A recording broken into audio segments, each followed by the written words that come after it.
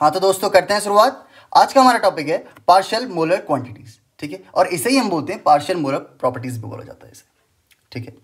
अब देखो ये होता क्या चीज़ है, ठीक।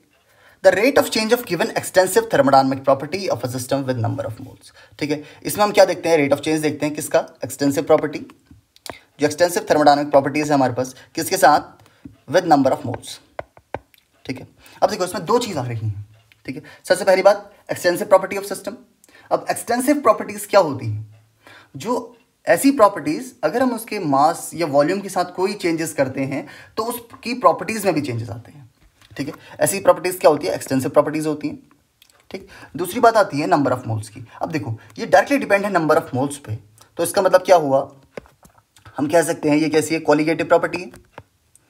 प्रॉपर्टीज कैसी है, कॉलिगेटिव प्रॉपर्टीज। अभी कॉलिगेटिव प्रॉपर्टीज क्या होती हैं, ठीक है, ऐसी प्रॉपर्टीज जो खाली डिपेंड रहती हैं किसके, नंबर ऑफ मोल्स के लिए, ठीक है।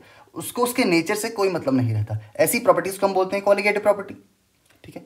ऐसी property, the property which only depends on number of moles irrespective of the nature of moles, ठीक है, नेचर ऑफ सब्सटेंस, ठीक है। उसके नेचर से उसे कोई लेने देना नहीं होता, बस वो खाली नंबर ऑफ मोल्स पे डिपेंड रहती है। ऐसी प्रॉपर्टीज को हम बोलते हैं कॉलिगेटिव प्रॉपर्टी, ठीक है। यानी कि पार्शियल मोलर क्वांटिटीज क्या है, कॉलिगेटिव प्रॉपर्टीज है, ठीक है। ये किस पर डिपेंड कर रही हैं, नंबर ऑफ मोल्स पे, ठीक है। अब देखो आज से हमने जितनी भी चीज़ें पढ़ी हैं, ठीक है, वो कैसी पढ़ी हैं, फॉर क्लोज सिस्टम के बारे में पढ़ी है, ठीक है। आज से पहले जो भी थर्मोडायनामिक्स में हमने पढ़ा वो सबने पढ़ा क्लोज सिस्टम के बारे में, ठीक है। जितनी भी थर्मो आज तक पढ़ी है हमने, ठीक है। लेकिन अब हम जो बात करेंगे वो सारी बात होगी ओपन सिस्टम की, ओपन सिस्टम। अब देखो क्लोज सिस्टम में क्या होता था, प्रेशर, यानी कि हम क्लोज सिस्टम में लिख सकते थे कोई भी thermodynamic property is a function of किसकी होगी, प्रेशर की होगी, वॉल्यूम या टेम्परेचर इसका फंक्शन होगा।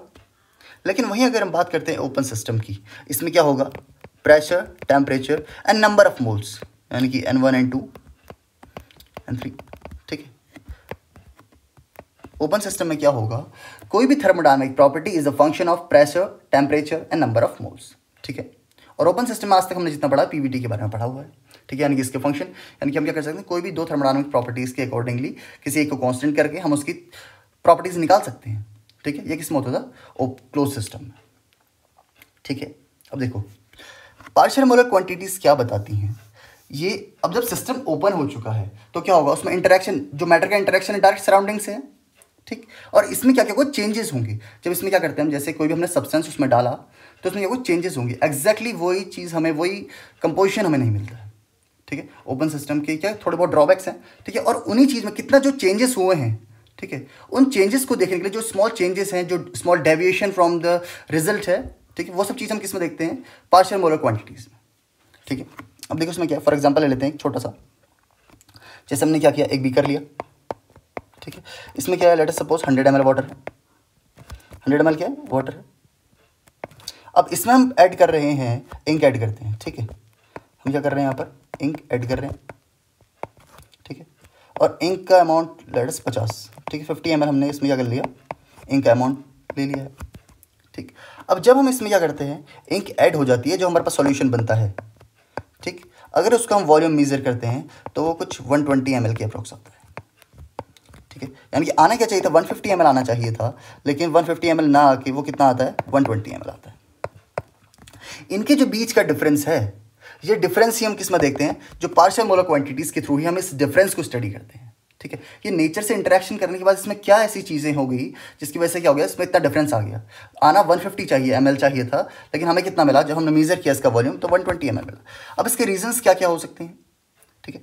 पहली बात तो इंटरेक्शन विद मैटर, ठीक है। जब क्या करता है, ये इंटरेक्ट करता है, ठीक है। यानी कि दूसरा, जब इंक हम वाटर में डाल रहे हैं, ठीक है, ऐसा सिस्टम जिसमें क्या होता है, हम दो अलग अलग सब्सटेंस को मिला रहे हैं, ठीक है। यही अगर हम बात करते हैं 100 ml वाटर की, ठीक है, 100 ml वाटर हमने लिया हुआ है, और दूसरा भी हम क्या करते हैं, उसमें 100 ml वाटर ही ऐड करते हैं, तो हमें क्या मिलता है, 200 ml वाटर मिल जाता है, ठीक है। यहाँ पर तो कोई चेंजेस देखने को नहीं मिलते, बट ऐसी जगह, ऐसी चीज़ें अगर हम उसमें पुट करते हैं जिसमें क्या है, थोड़ा बहुत उसका स्ट्रक्चरल डिफरेंस है, ठीक, या उसके बीच के जो इंटरेक्शन है, जो अट्रैक्टिव फोर्सेस हैं वो डिफरेंट है इनमें, तो क्या होगा, वहाँ पर चेंजेस देखने को मिलते हैं, ठीक। और ऐसा ही हमारे साथ होता है वोलेटाइल, जब हम किसी नॉन वोलेटाइल सब्सटेंस में किसी वोलेटाइल सब्सटेंस को ऐड करते हैं तो वहाँ पर भी चेंजेस देखने को मिलते हैं। अच्छा ये देख लेते हैं, जैसे हमने क्या किया था, जिसमें क्या करते हैं, हमने एक बीकर में वाटर लिया, ठीक है, इसमें क्या H2 है हमारे पास, ठीक है, और इसमें हम क्या करते हैं, मेथनॉल को ऐड करते हैं, ठीक है, मेथनॉल इसमें अगर हम ऐड करते हैं तो क्या हमको पता है वोलेटाइल, ठीक। जैसे ये हो गया हमारे पास 100 ml, ठीक है, छोटा छोटा एग्जाम्पल लेता हूँ, ठीक है, और ये मेथनॉल हमने ऐड कर दिया 20 ml, ठीक। अब देखो इसके 20 ml मेथनॉल डालने के बाद इसमें जो वॉल्यूम में चेंजेस आएगा वो हमें कुछ ऐसा मिलता है 1 या 110 बोल देता हूँ, ठीक है, 110 के आसपास, 110 ml के आसपास मिल जाता है, ठीक। अब यहाँ पर क्या चीज़ होती है, देखो मेथनॉल तो वोलेटाइल है और ये हो सकता है थोड़ा बहुत क्या हो जाए, नेचर में आने के बाद उड़ जाए, ये गायब हो जाए, ठीक। लेकिन कुछ पोर्शन इसका ऐसा भी होगा जो क्या होगा, इसके बीच में अट्रैक्टिव फोर्सेस को बाइंड करेगा, यानी कि हाई अट्रैक्शन शो करेगा, ठीक है, मॉलिक्यूल्स के बीच में, ठीक है। उसकी वजह से भी क्या हो सकता है, इसका वॉल्यूम में डिक्रीमेंट आ सकता है, ठीक है। बस यही सारी चीज़ें हैं जो हम किस में पढ़ेंगे, पार्शियल मोलर क्वांटिटीज़ में पढ़ेंगे, और ये किसके लिए होगा, फॉर ओपन सिस्टम, ठीक है। अब यहाँ पर कैसी थर्मोडायनामिक्स होगी, ओपन सिस्टम थर्मोडायनामिक्स, ठीक है। अब हम जो बात करेंगे सारी ओपन सिस्टम थर्मोडायनामिक्स के बारे में होगी, ठीक है। अब देखो जब एग्जाम में आता है तो हमें सेमेस्टर एग्जाम्स में कैसे लिखना है, ठीक है, थोड़ी थ्योरी वगैरह भी देख लेते हैं, आ जाओ। थ्योरी क्या बोलती है, देखो लिखना क्या क्या मतलब वहाँ, ठीक। स्टार्ट करेंगे वही वेरी बेसिक से, ठीक। In a close system this property usually depends upon 3 parameters, ठीक है।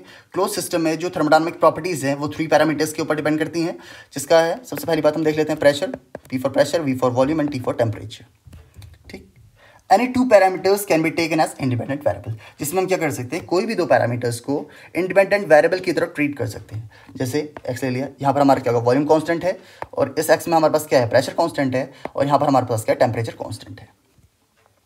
लेकिन ऐसी जब स्टडी करी गई तो उसमें हमें क्या मिला, सबसे मोस्ट इंपॉर्टेंट, प्रेशर और टेम्परेचर को हम कंट्रोल कर सकते हैं, ठीक है, बट वॉल्यूम को हम ऐसे स्पेसिफिकली क्या कर सकते हैं, कांस्टेंट नहीं कर सकते, ठीक है। यानी कि प्रेशर और टेम्परेचर में चेंज करने से वॉल्यूम में भी चेंजेस होते हैं, ठीक है, और वो बहुत ज़्यादा ड्रास्टिक चेंजेस थे, ठीक है। इसलिए मैंने हम जहाँ पर देखते हैं PT कांस्टेंट देखते हैं, ठीक। अब देखो ओपन सिस्टम की बात आती है, but in open system the number of moles में बी ऑल्टर्ड, ठीक है।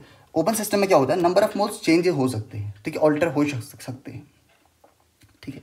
यानी कि ओपन सिस्टम है तो इंटरेक्शन ऑफ मैटर तो होगा सराउंडिंग से, ठीक है, और उसकी वजह से क्या होगा, नंबर ऑफ मोल्स में भी चेंजेस आएंगे, ठीक। Now the thermodynamic property is not only a function of 2 independent variable but also the number of moles of various component present in the system.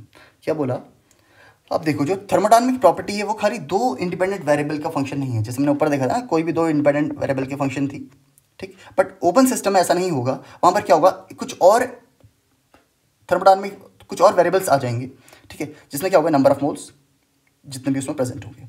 अब देखो इसे हमने लिखा है x is a function of PT N1 N2 N3 और Ni तक, ठीक है।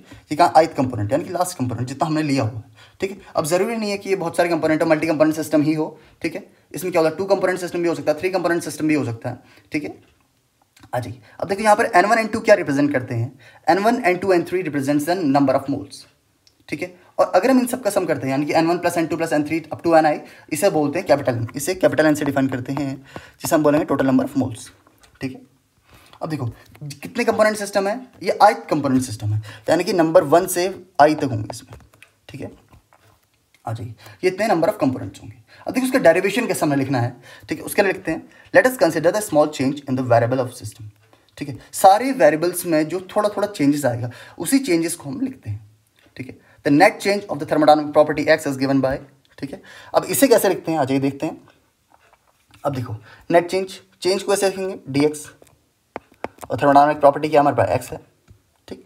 तो देखो dx को कैसे लिखा जाएगा, नेट चेंज है तो उसमें क्या होगा, ऑब्वियसली बात है कि सम होगा, टोटल होगा, ठीक। अब देखो छोटे छोटे चेंजेस, स्मॉल चेंजेस देखना, dx ओवर dt, ठीक है, किसके साथ, टेम्परेचर के साथ है, ठीक। तो इसमें कांस्टेंट क्या क्या चीज़ें आएंगी, देखो प्रेशर कांस्टेंट हो गया हमारे पास, ठीक है, और नंबर ऑफ मोल्स कांस्टेंट हो गया N1 N2 N3 and up to सोन, या Ni तक लिख सकते हैं अप टू सोन, ठीक है। प्लस हो गया हमारे पास dx, डेल एक्स होगा, ठीक है, छोटा चेंज, स्मॉल चेंज देख रहे हैं हम यहाँ पर, तो क्या होगा del x over del P, ठीक है। यानी कि हमने दूसरा कांस्टेंट ले लेना है, डेल पी हो गया हमारे पास, जैसे दूसरा कांस्टेंट कब होगा, डी पी, ठीक। क्या क्या चीज़ें कांस्टेंट आएंगी, टेम्परेचर कांस्टेंट आ गया है, N1 number of moles, N2 number of moles और अप टू सो ऑन, ठीक, plus del x over del N1, ठीक है।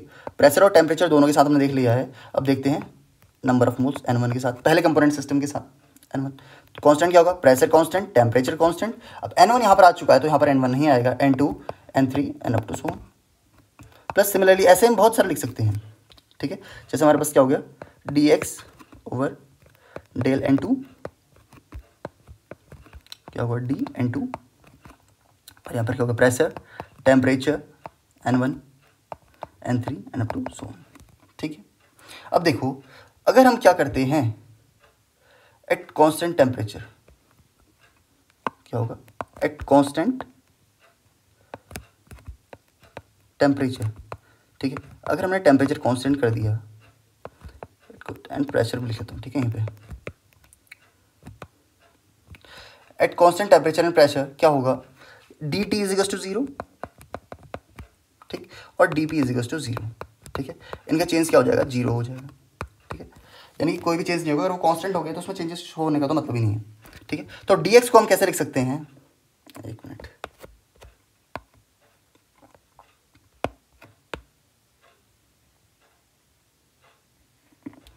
ठीक है। अब देखिए डी एक्स को कैसे लिखा जा सकता है, wait, D x is equal to, देखो ये वाला टर्म 0 हो चुका है, पहला टर्म, ठीक है। ये टर्म क्या हो गया हमारे पास, 0 हो गया, और ये वाला टर्म भी 0 हो गया, डी पी 0 है और डी टी 0 है। तो हम लिख सकते हैं del x over del n i या N1 into D N1। Constant क्या क्या चीज़ है, प्रेशर कॉन्स्टेंट है, टेम्परेचर कॉन्स्टेंट है, N1 यहाँ आ चुका है तो यहाँ N2 N3 और up to so on, plus del x over del N2, ठीक है, और D N2, pressure constant, temperature constant, N1 constant और N3 constant up to so on, ठीक है। और ऐसे हम और आगे तक लिख सकते हैं। अब देखो जो एक टर्म है del N1, del x over del N1, ठीक है, इसे ही बोलते हैं हम partial molar property of one component, ठीक है। और ये वाला क्या हो गया, partial molar quantities of second component, ठीक है। यानी कि ऐसे ही हम बहुत सारी कंपोनेंट्स के बारे में लिख सकते हैं, ठीक है। अब देखो इसका जो जनरल फॉर्मूला है उसे हम कैसे लिख सकते हैं, और नहीं इसी चीज़ को जो पार्शियल मोलर क्वांटिटीज़ हैं इसे हम शो करते हैं एक्स बार से, आ जाइए। अब देखो इसे लिखा जा सकता है x1 बार, क्या होगा x1 bar, del x over del n i, जिसमें 1 होगा, del N1 is equal to, ये क्या होगा हमारे पास, पहले कंपोनेंट, ठीक है, पार्शियल मोलर प्रॉपर्टीज़ या partial molar quantity of one component, ठीक। और अगर x2 के ऊपर बार लगाते हैं तो ये क्या होगा, del x over del N2, ठीक है। ये क्या होगा, दूसरी पार्शियल मोलर क्वांटिटी होगी। और ऐसे ही हम लिख सकते हैं x3 इज इक्वल टू क्या होगा, del x over del N3। ये सब चीज़ क्या है हमारे पास, पार्शियल मोलर क्वांटिटीज़ है, ठीक है। और इसका जो जनरल फॉर्मूला है, ठीक है, यहीं से हम जनरलाइज कर सकते हैं। देखो क्या होगा, x i bar is equal to del x over del n i, ठीक। और सारी चीज़ें इसमें क्या होंगी, कांस्टेंट होंगी, तो कांस्टेंट भी लिख लेते हैं। प्रेशर कांस्टेंट है, टेम्परेचर कांस्टेंट है, ठीक है, N2 कांस्टेंट है, अप सो ऑन। और यहाँ पर भी लिख सकते हैं pressure constant, temperature constant, N1 N2 तो कांस्टेंट है, और यहाँ पर हो गया प्रेशर, टेम्परेचर, N1 या N2 कांस्टेंट, और यहाँ पर क्या हो जाएगा, प्रेशर हो गया, टेम्परेचर हो गया। अभी देखो यहाँ पर क्या होगा, क्या Ni तक जाएगा, नहीं Ni नहीं आएगा, तो इसमें लिखेंगे Ni-1, ठीक हो गया। ये हमारे क्या होगी, एक्स बार की वैल्यू होगी या एक्स आई बार, और इसे ही हम क्या बोलते हैं, पार्शियल मोलर क्वांटिटीज बोलते हैं, ठीक है। अब देखो अगर इन सबको हम पुट करते हैं तो ये वाली इक्वेशन कैसी हो जाएगी हमारे पास, देखो यहाँ पर इसकी वैल्यू के बदले क्या आ जाएगा और इनकी वैल्यू उसके बदले क्या आ जाएगा हमारे पास, एक्स बार, ठीक है। इसको रिप्लेस कर सकते हैं हम, किससे रिप्लेस हो जाएगा यहाँ पर, x1 बार, ठीक है, ये वाला टर्म इससे रिप्लेस हो जाएगा। और इस टर्म को किससे रिप्लेस कर सकते हैं हम, x2 बार से, ठीक है। तो आ जाओ नई इक्वेशन लिख लेते हैं, हमारे पास क्या हो जाएगा, कलर भी चेंज कर लूँ, चलिए देखो, D x is equal to क्या हो गया, D X over D T, ठीक, इंटू डी टी, कांस्टेंट क्या क्या चीज़ थी हमारे पास, प्रेशर कांस्टेंट है, N1 कांस्टेंट है, N2 कांस्टेंट है और up to so on, plus del x over del P D P, temperature constant, number of N1 constant, N2 constant, to so on, plus अब देखो इसके बाद हमारे पास क्या आ जाएगा, एक्स बार, ठीक है, x1 बार डी एक्स या D N1 plus x2 bar D N2 plus x3 bar D N3 up to so on.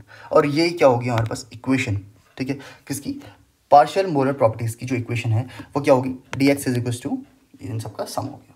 ठीक है, आज के लिए बस इतना ही, मिलते हैं अगले लेक्चर्स में।